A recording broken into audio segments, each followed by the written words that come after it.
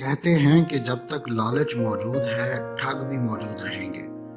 شاید یہی وجہ ہے کہ ٹھگوں کی تاریخ اتنی ہی پرانی ہے جتنی خود انسانی تاریخ۔ لالچ تمام انسانوں میں بلا تفریق رنگ و نسل و مذہب پایا جاتا ہے۔ یہی وجہ ہے کہ دنیا کے ہر ملک اور ہر قوم میں ایک سے بڑھ کر ایک ٹھگ اور فراڈسٹر ہو گزرے ہیں۔ اس ویڈیو سیریز میں ہم آپ کو تاریخ کے چند بدنام ترین ٹھگوں کے بارے میں دلچسپ اور حیرت انگیز معلومات مہیا کریں گے۔ اگر آپ مختلف سائنسی، تاریخی اور علمی موضوعات پر سوچتے ہیں اور مزید جاننے کا تجسس رکھتے ہیں تو سبسکرائب کیجئے ہمارا چینل اور بیل آئیکن دبائیے تاکہ ان موضوعات پر تیار کی گئی ہماری ویڈیوز آپ کو فوری مل سکیں۔ برصغیر پاک و ہند میں بھی ٹھگ زمانہ قدیم سے موجود ہیں۔ ٹھگوں کے بارے میں سب سے دلچسپ معلومات سن 1839 میں شائع ہونے والی کتاب کنفیشنز آف اے ٹھگ سے ملتی ہیں۔ کتاب کے مصنف police superintendent Philip Meadows Taylor تھے، لیکن کتاب میں انہوں نے بتایا ہے کہ انہوں نے اسے صرف قلم بند کیا ہے۔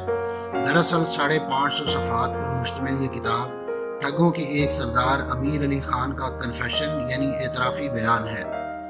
فلپ میڈوز ٹیلر نے امیر علی خان سے جیل میں کئی دنوں تک بات کی اور سب کچھ لکھتے گئے۔ ٹیلر کے مطابق ٹھگوں کے سردار نے جو کچھ بتایا اسے میں تقریباً لفظ بلفظ لکھتا گیا، یہاں تک کہ اسے ٹوکنے یا پوچھنے کی ضرورت بھی کم ہی پڑتی تھی۔ امیر علی خان کا بیان اتنا تفصیلی اور دلچسپ ہے کہ وہ ایک ناول بن گیا اور چھپتے ہی اس نے دھوم مچا دی۔ اس کتاب کی ایک اور خاصیت یہ بھی تھی کہ یہ کسی انگریز کا نظریہ نہیں بلکہ ایک ہندوستانی ٹھگ کا فرسٹ پرسن اکاؤنٹ یعنی اس کی اپنی کہانی ہے جو اس نے خود سنائی۔ ہندوستان سے ہی نٹور لال نامی ایک دوسرے ٹھگ نے بھی بہت شہرت یا یوں کہیے کہ بدنامی کمائی۔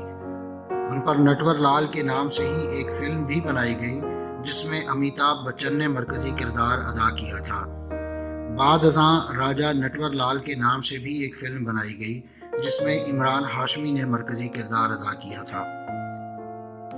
انڈین ریاست بہار کے ایک چھوٹے سے گاؤں میں پیدا ہونے والے متھلیش کمار سری واستو نے اپنی پڑھائی مکمل کرنے کے بعد بطور وکیل عملی زندگی کا آغاز کیا، مگر اس دوران وہ جعلی چیک سائن کرنے، 2 نمبر کاغذات کی تیاری وغیرہ جیسے کام کر رہے تھے۔ نٹور لال ان کے 50 سے زائد ناموں میں سے ایک تھا جو انہوں نے مختلف مواقع پر لوگوں کو ٹھگنے کے لیے استعمال کیے۔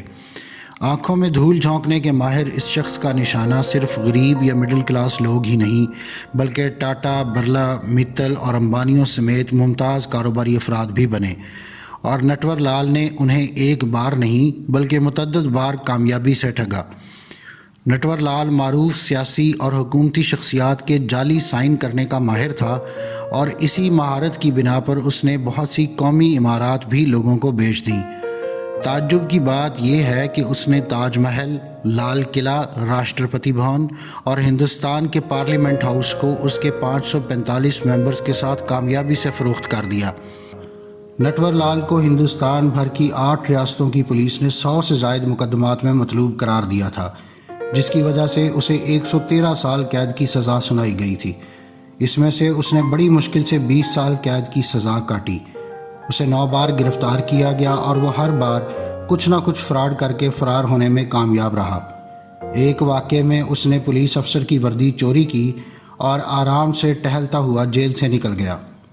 1996 میں جب وہ آخری بار گرفتار ہوا تو اس کی عمر اس وقت 84 سال تھی، مگر ہسپتال منتقلی کے سفر کے دوران اس جیل سے بھی وہ فرار ہونے میں کامیاب ہو گیا۔